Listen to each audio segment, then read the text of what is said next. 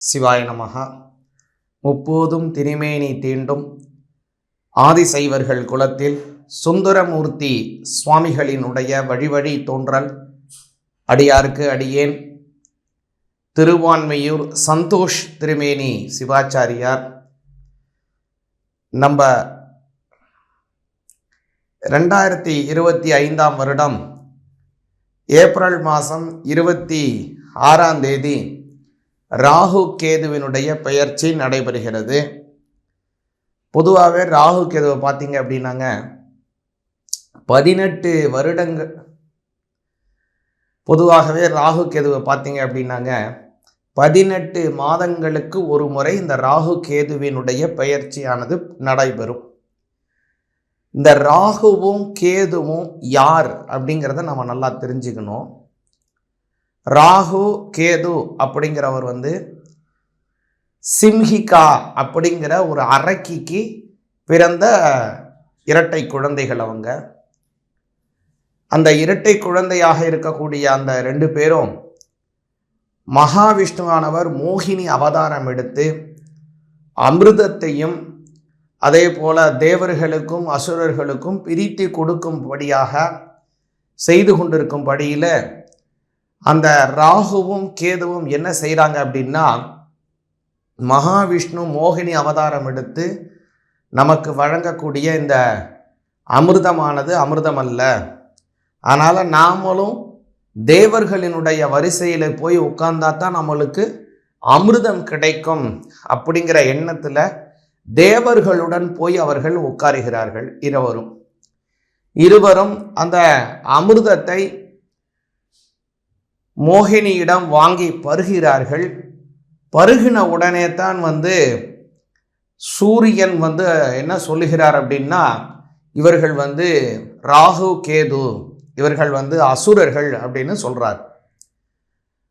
அது சொன்ன உடனே மகாவிஷ்ணு என்ன செய்கிறார், தன்னிடம் இருக்கக்கூடிய சக்கராயுதத்தால 2 பேரையும் சம்ஹாரம் செய்கிறார். 2 பேரையும் சம்ஹாரம் செய்தாலும் கூட அவங்க கிட்ட அவங்க குடிச்ச அந்த அமிர்தமானது உடல்ல இருக்கிறதுனால அவங்க சாகலை.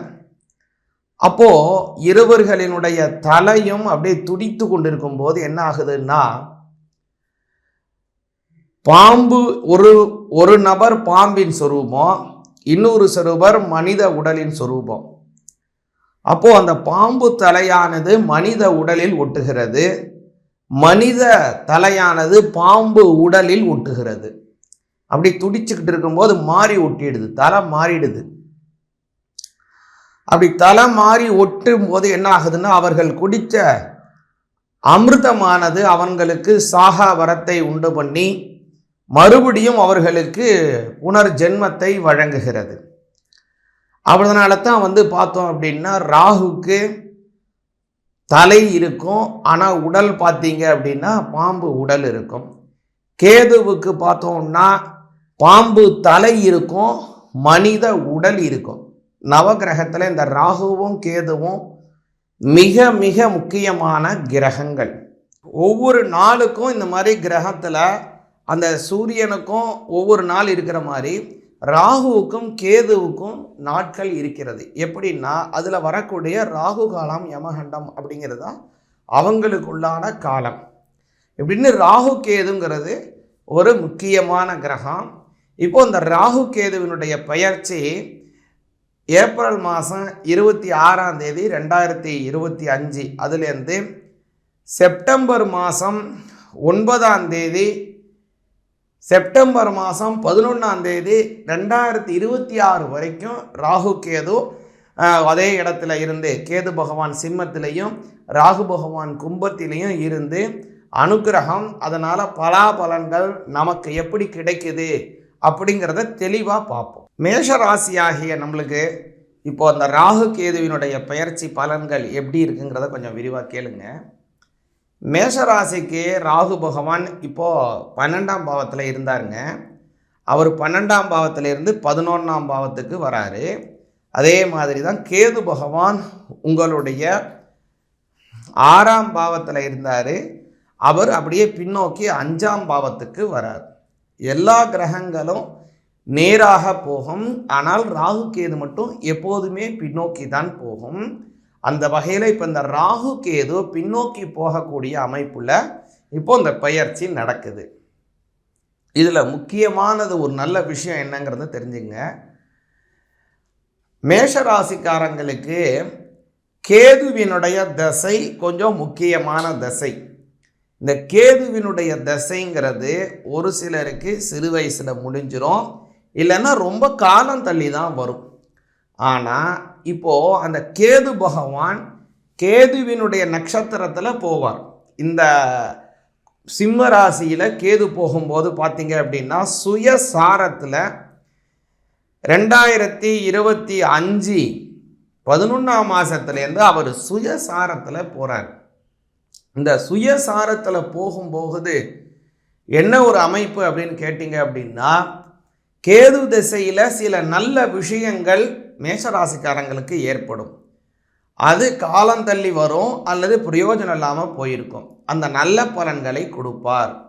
11ஆம் இடத்துக்கு வரக்கூடிய ராகு பகவான் உங்களுக்கு லாபத்தை உயர்த்துவார். முக்கியமாக வெளிநாட்டில் வேலை செய்கிறவங்க, அந்த வெளிநாட்டில் வேலை செஞ்சுட்டு இன்னொரு இடம் ப்ரமோஷன் ஆகணும்னு எதிர்பார்க்குறவங்க, அல்லது சொந்த நாட்டில் இருந்து வெளிநாட்டுக்கு போக வேணும் அப்படின்னு ஆசைப்படுறவங்க எல்லாருக்குமே இந்த ராகு பகவான் நல்ல அனுகிரகத்தை கொடுக்குறாரு. இதில் முக்கியமாக நீங்கள் கவனிக்க வேண்டிய விஷயம் என்னென்னா, அவருடைய சாரத்தில் குருவினுடைய சாரத்திலையும் அதன் பிறகு சுயசாரத்திலேயும் செவ்வாயினுடைய சாரத்திலையும் அவர் போகிறாருங்க. அதில் முக்கியமானது குருவினுடைய சாரத்தில் 12ஆம் இடத்துல போகிறதுனாலங்க, அவர் 12ஆம் இடத்திற்கு அதிபதியினுடைய சாரத்தில் போகிறதுனாலங்க கொஞ்சம் செலவுகள் அதிகப்படியாக வரக்கூடிய அமைப்பு மேசராசிக்காரங்களுக்கு இருக்குது. அதனால் செலவுகளை குறைப்பது மிக மிக மிக அவசியம். அப்புறம் அவர் சுயசாரத்தில் போகக்கூடிய காலம் அப்படிங்கிறதுனால உங்களுக்கு தேவையற்ற சில அவப்பெயர்கள் ஏற்படுவதற்கும் வாய்ப்பு இருக்குது. அதுலேயே நீங்கள் ரொம்ப கவனமாக இருக்கணும். அப்புறம் முக்கியமான ஒரு நல்ல விஷயம் என்ன அப்படின்னு கேட்டிங்கன்னா, மேசராசிக்காரங்களுக்கு இந்த ராகு கேது பயிற்சியினால் வம்ச அபிவிருத்திகள் ஏற்படும்.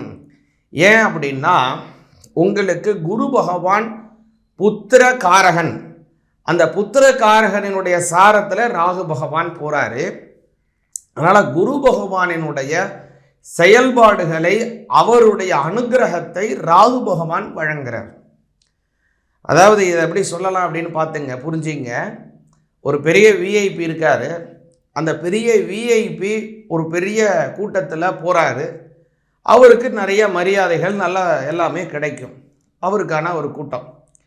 அதே கூட்டத்தில் அந்த விஐபியோட நண்பராகிய நீங்கள் போகிறீங்க அப்படின்னா, அந்த கூட்டத்துக்கும் உங்களுக்கும் ஒரு பெரிய சம்பந்தம் இல்லைனாலும் கூட அவருக்கு கிடைக்க வேண்டிய புகழில் கொஞ்சம் உங்களுக்கும் எப்படி கிடைக்குமோ அதே மாதிரி தான் இப்போ குருவினுடைய சாரத்தில் போகக்கூடிய ராகு பகவான் உங்களுக்கு என்ன மாதிரியான அனுகிரகத்தை கொடுப்பார் அப்படின்னா பார்த்தீங்க அப்படின்னா, ஒரு குழந்தை பாக்கியத்திற்கான அமைப்பை உண்டாக்குவார்.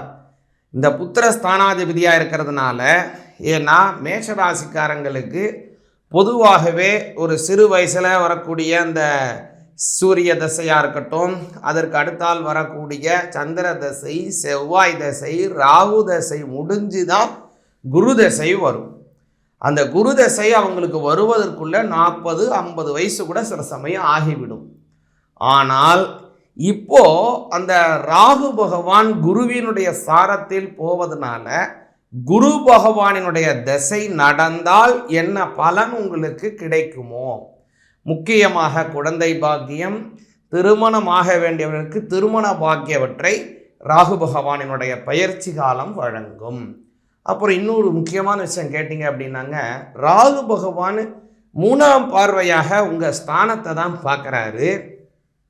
அப்புறம் இன்னொரு 11ஆம் பார்வையாக உங்களுடைய 9ஆம் பாவத்தை அவர் பார்க்குறாரு.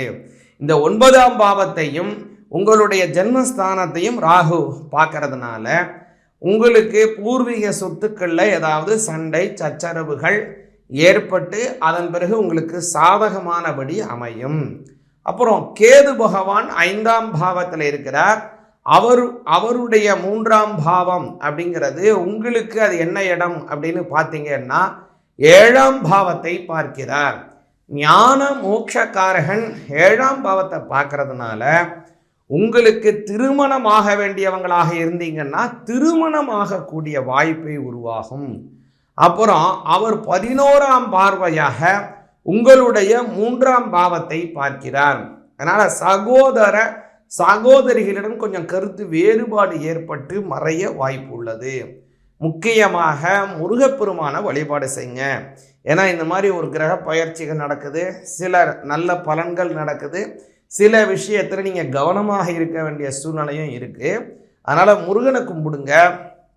முருகப்பெருமானுக்கு செவ்வாய்க்கிழமையில் விரதம் எடுத்து வழிபாடு செய்யுங்க. ரொம்ப நல்ல பலன் இந்த ராகு கேது பயிற்சி உங்களுக்கு வழங்கும்.